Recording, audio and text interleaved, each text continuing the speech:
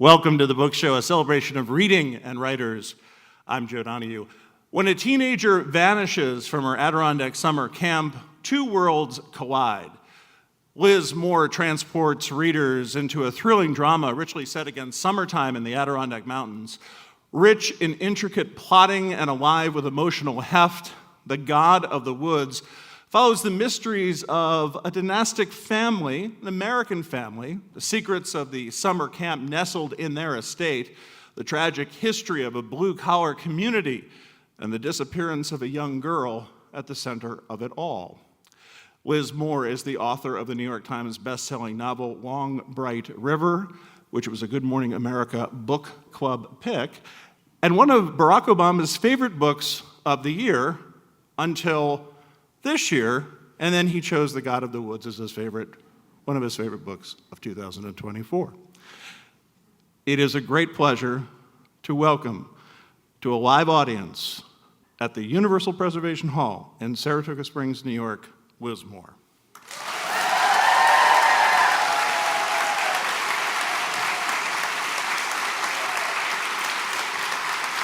Thank you so much. Thank you. Thanks, Joe. Well, thank you. The name of the book, The God of the Woods, it is an absolutely glorious novel. Did you have any sense that this was going to take off the way it did? The fact that it just became everyone's required summer reading, and wherever you went into any independent bookstore or any library, they said, "Oh, have you read Liz Moore's new book?" People dream about that. What was that like for you? Wonderful is the short answer, but I have had a very, let's say, the opposite of a steep arc of success as an author, because this is actually my fifth novel, and so the first three that I wrote were quiet. They, just not like The God of the Woods, and so I think I've had a long on-ramp to process many emotions about being an author, so this feels good. Yeah, I would think it would. Now, the last book was very successful, and then this book comes out, but it's something about the book, it's something about the subject, it's your exquisite writing that strikes a chord with people, and I'm wondering if you have come to terms of what that possibly could be. Oh, why do people like my books is the question. I don't know. I mean, one thing that I have become more and more interested in as I've gone on as a writer is finding ways to tell what I hope is a really good story, but also addresses broader social themes. And so in The God of the Woods, certainly it's a mystery. It's actually a dual mystery where two different children go missing at two different periods of time. But if I did my job right, it also tackles issues like income inequality or sexism or the women's movement in the 1970s. And I don't know, maybe people have something to talk about as well. And none of that is overt in the sense of you think about tackling those subjects. They come naturally within the course of writing the novel.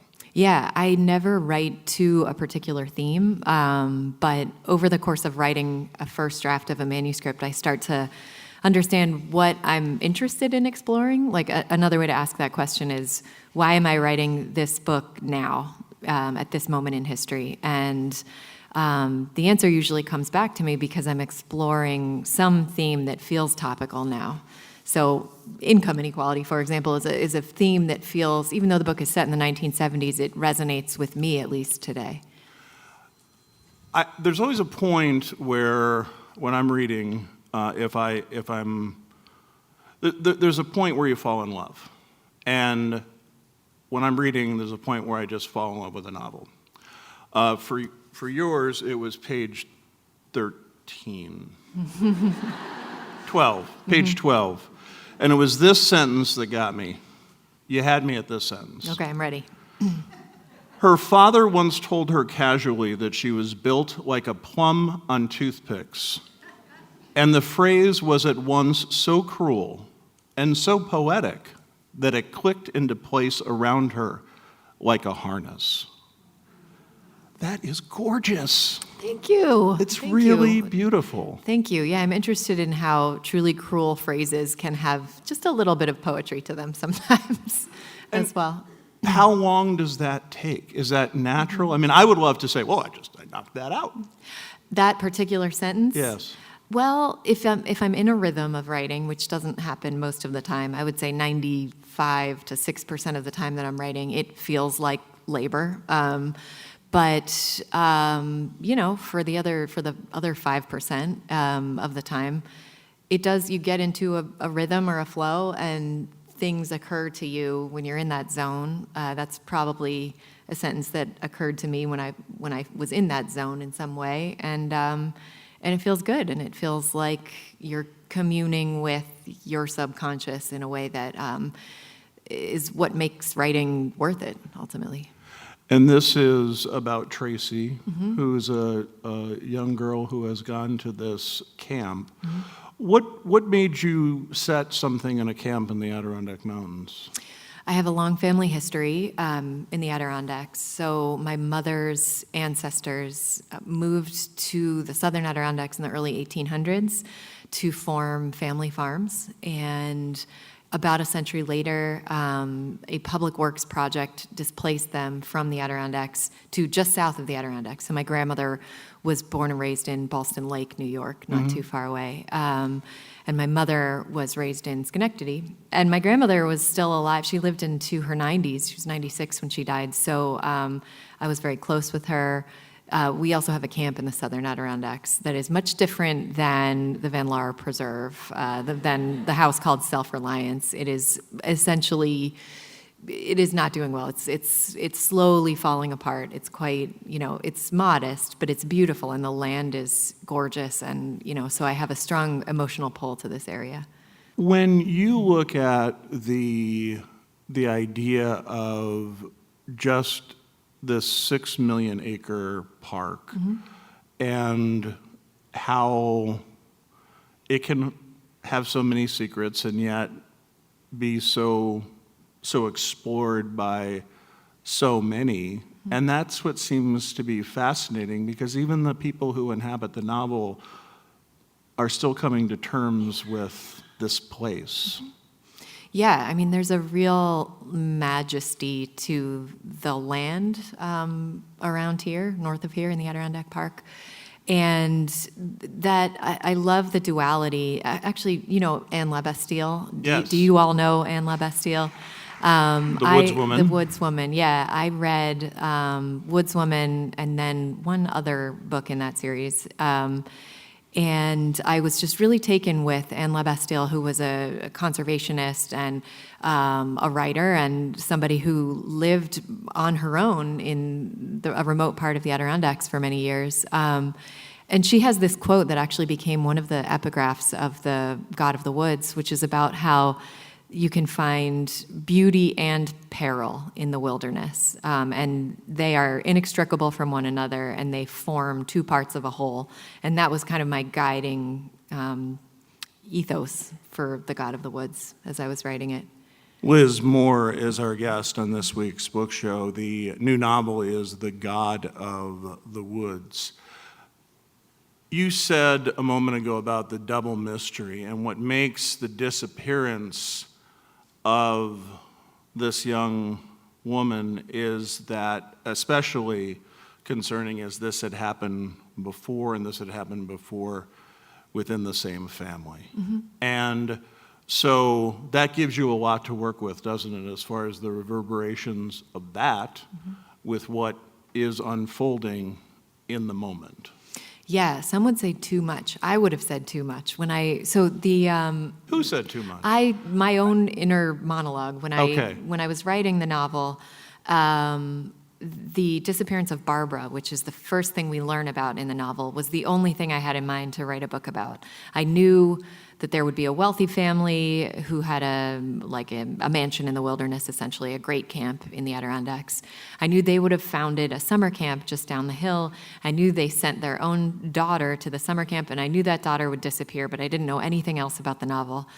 It was in exploring the backstory of the characters and trying to ask myself, why they are the way they are, that it occurred to me that maybe an earlier tragedy could have existed in their family, and that's when the story of Bear came to me as well.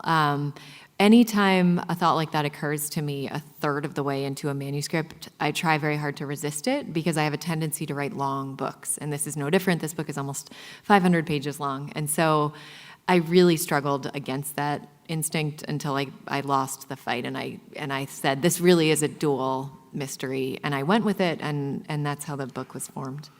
Which would make sense if it wasn't so key and it all comes together to a point where it fulfills everything that you want, right? I mean, it's what gives the novel its heft and its arc and its scope. Yeah, it does. It's hard to imagine it without the earlier disappearance at this point. But yeah, that was later in the process that I came to sort of include that earlier mystery. There's a scene in the book where the first child has gone missing. The mother is giving birth to a second child. And you write, and this is as the nurses are in the delivery room, over and over again she wailed his name, Bear, Bear, and the name itself became a chant or incantation, assumed all of its many meanings at once: abide, endure, sustain, accept, convey, bring forth, give birth to. Did you always know that the character would be Bear? I mean, which does that come first, and then you're able to write that gorgeous sentence? The name came first, and then as I was writing that scene, I am really interested in the etymology of words, which is maybe evident from the title of the book. Right. Can I go there at this juncture about the title of the book? Sure. Okay. So the God of the Woods also came out of my exploration of the etymology of a different word, which is panic. And then the bigger word is wood panic, which is a real word used to describe the real phenomenon of feeling very, very lost or disoriented when surrounded by trees, because the trees all start to look the same. And when I was searching for a title for this book, I investigated the etymology of the word panic alone and discovered that it comes from the Greek god Pan, who is said to be a god of the woods. And so from there, the phrase just took on a lot of different points of, it intersects with so many characters and themes in the book that it felt right. The intersection of this very rich family, which, by the way, you don't make sound very much fun. I know, for all their money, they don't have that much fun. You're right. No, but then the intersection with the town, and these are the people who are there year round, and that's a fascinating thing to explore because of the remoteness. That's a tough life.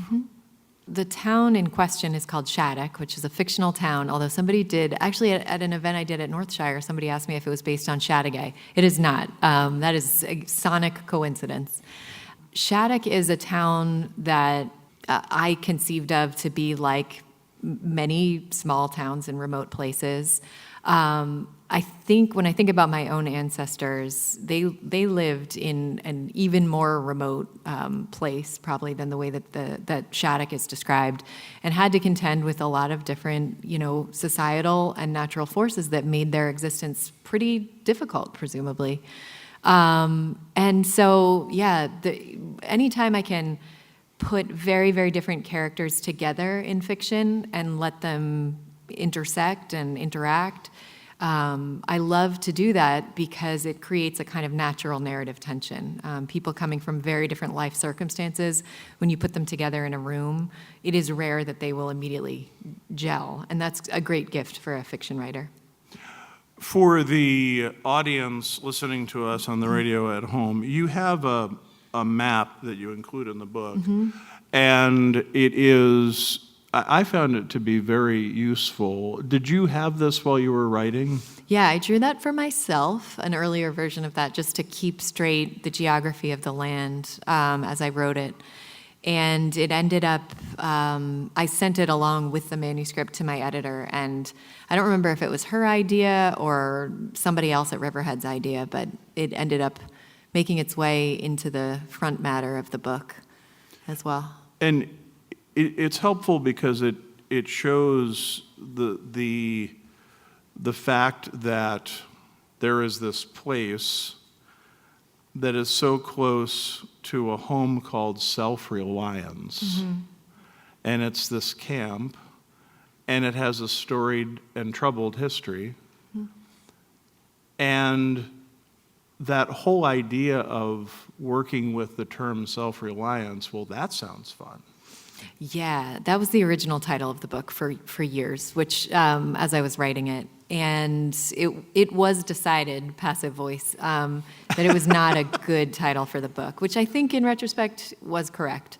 But yeah, the reason I was interested in the term self-reliance is because that too, there are so many different ways to kind of use that word in the context of the book. So for those who haven't read it, the Van Laar family, this wealthy family at the center of the book, have a kind of obsession, an intellectual obsession with the transcendentalists, including Ralph Waldo Emerson, who wrote an essay of the same name called Self-Reliance, which was all about the importance of being completely self-reliant as a human.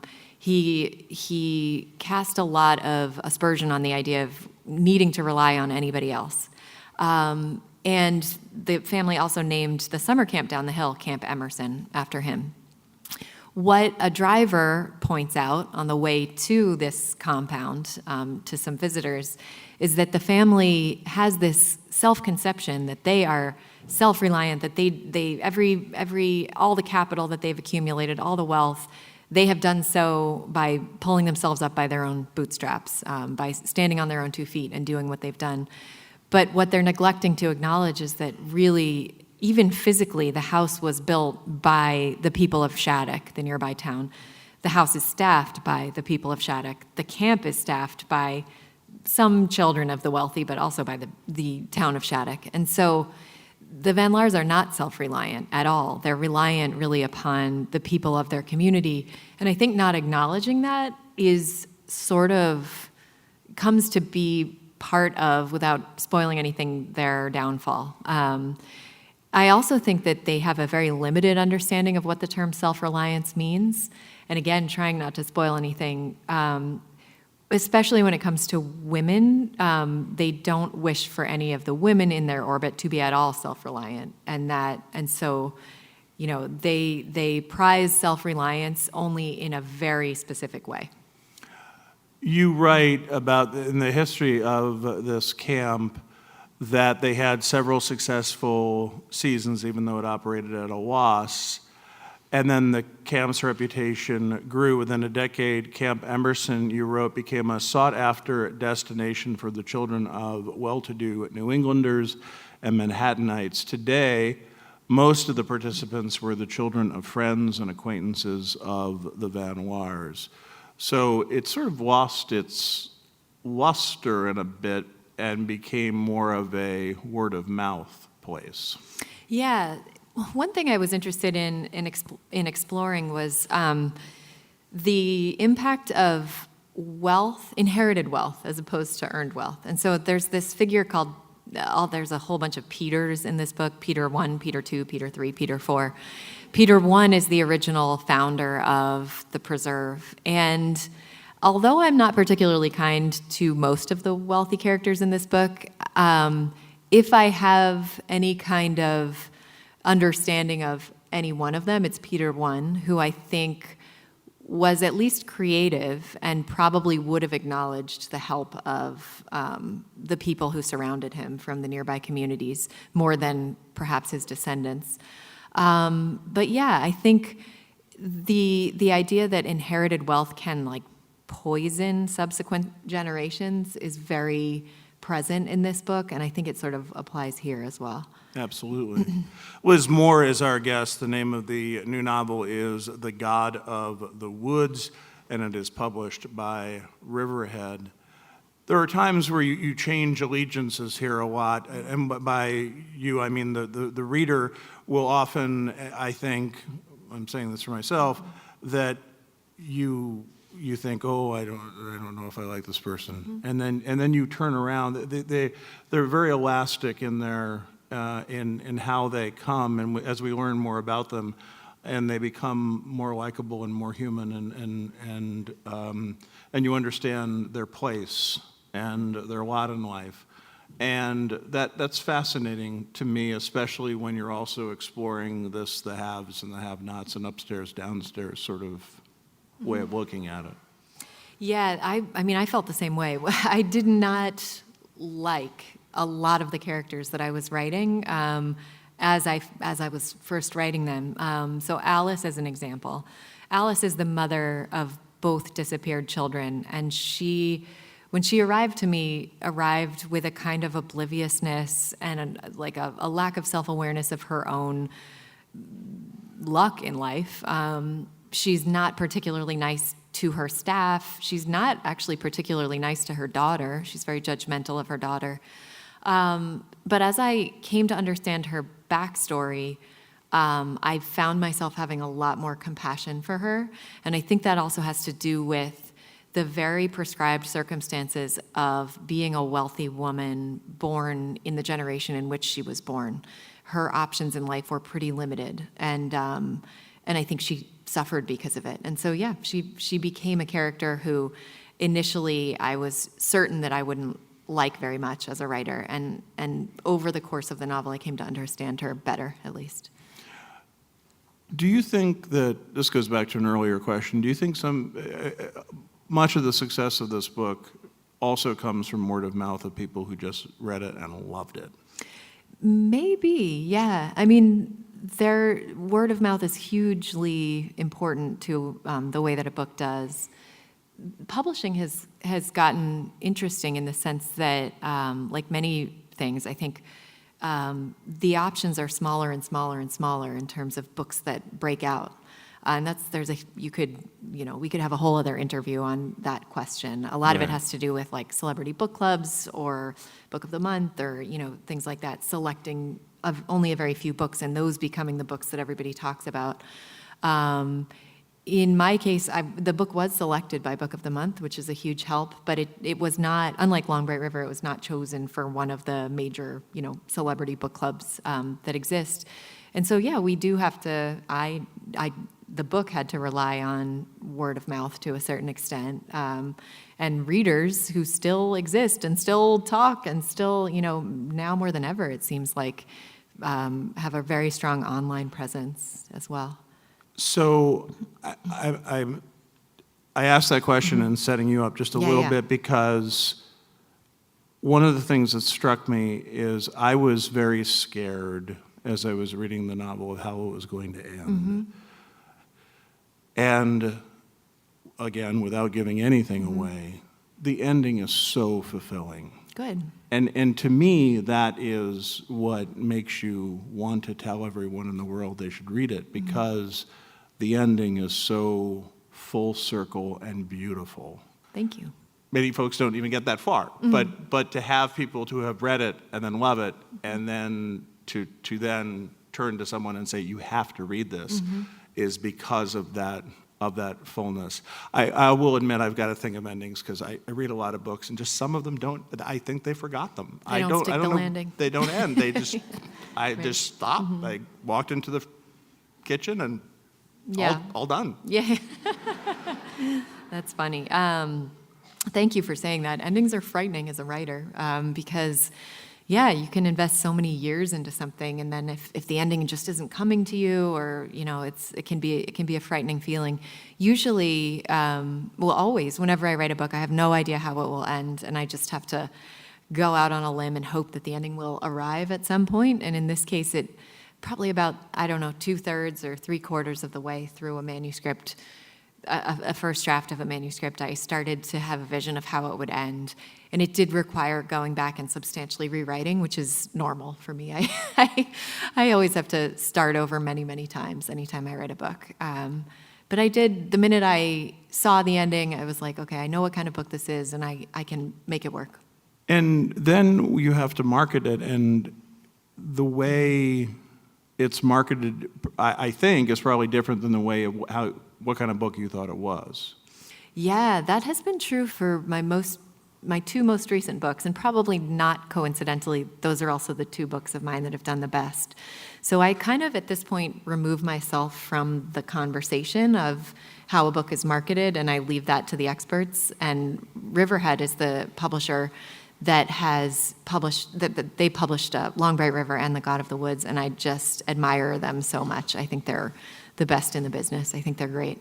Yeah, because sometimes you say, oh, they know what they're doing, and then they don't. And they don't. In this right. case, I'm pretty sure, I feel like Riverhead really does. Yeah, and that's good. They're great. Do you, from start to finish, how long did it take to write this novel?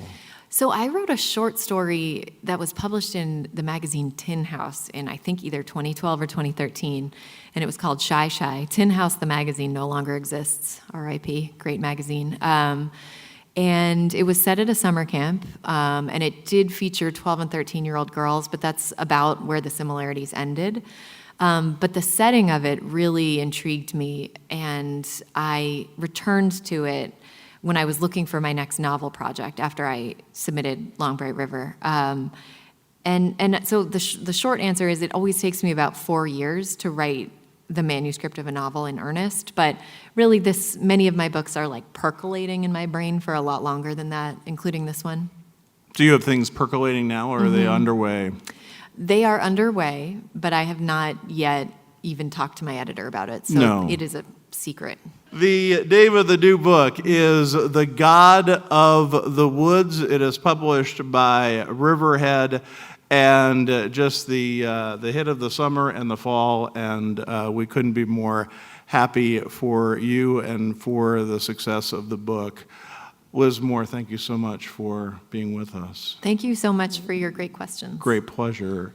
Liz Moore's new novel is God of the Woods. Thanks to our producer, Sarah LeDuc. Write to us at book@wamc.org. The latest on National Productions programs is available via the Airwaves newsletter at wamc.org and on social media at WAMC Radio. Our thanks to Universal Preservation Hall in Saratoga Springs for their production support, and also thanks to the Saratoga Book Festival. Bookmark us for next week, and thanks for listening. For The Book Show, I'm Joe Donahue.